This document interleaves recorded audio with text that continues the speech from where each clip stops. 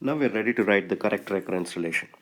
So recall that Tij is the min cost triangulation of the section Ij, and I've drawn the section Ij here. It's a piece of the polygon, and I've drawn the jump edge back from J to I in blue dotted lines.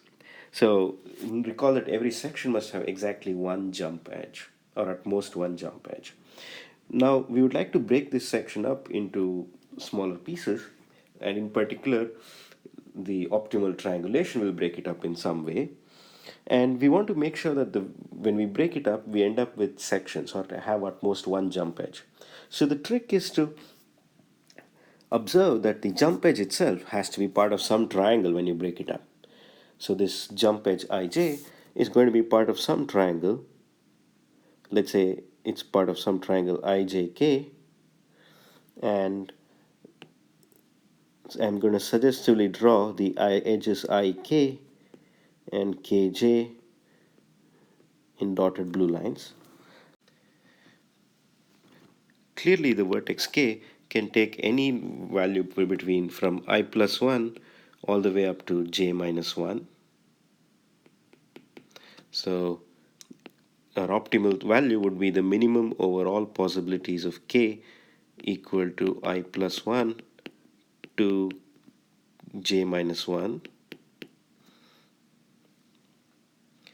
of, if we use the triangle IJK, then we pay for its perimeter. So we pay perimeter of IJK, and then you will have to subdivide the section I to K, which should cost TIK, and then you have to subdivide the section K to J, which would cost TKJ.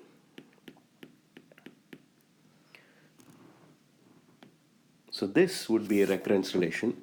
Each Tij is a min over up to n possibilities, where you range over all places where the vertex K can be between I and J.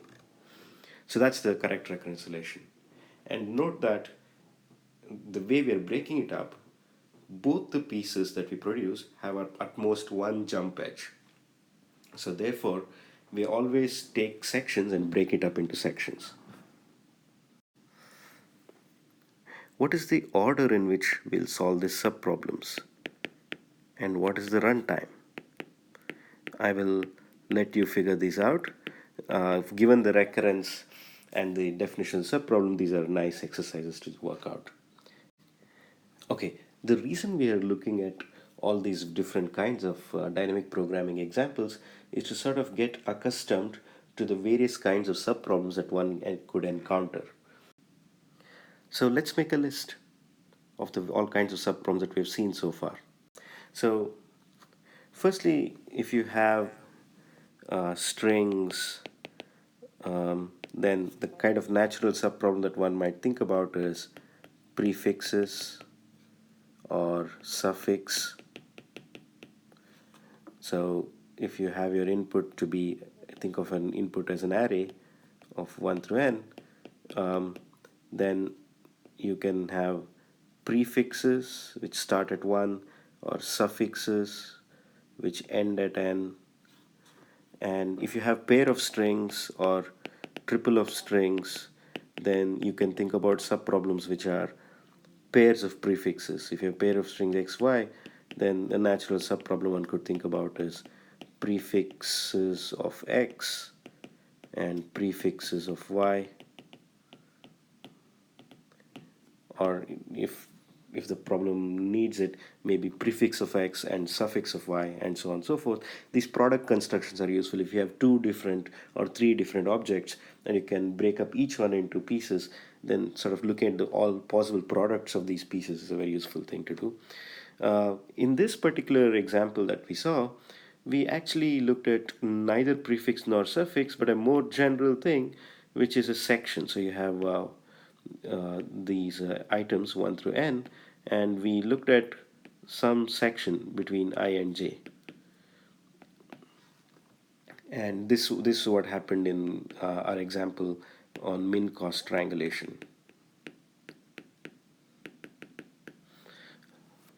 If you have trees in your problem, it's actually very useful to have look at sub problems which are subtrees. So you can take your tree and root it at a node, and once you root the tree at a node, for every node you would have descendants and ancestors. And now if you look at the sub problems which consist of subtrees of your subtrees rooted at the nodes of your tree, that's a very good class of subproblems, and that's the reason why many optimization problems on trees can be solved efficiently using dynamic programming. And if in some cases you do work with exponentially many subproblems sometimes, just because you get a better exponential algorithm. So for example, in the TSP problem, traveling salesman problem, you have subproblems which look at all possible subsets, and you have a much more efficient dynamic programming algorithm than the naive algorithm for the problem. So you'll see many more examples of different kinds of subproblems on the homework and the discussions.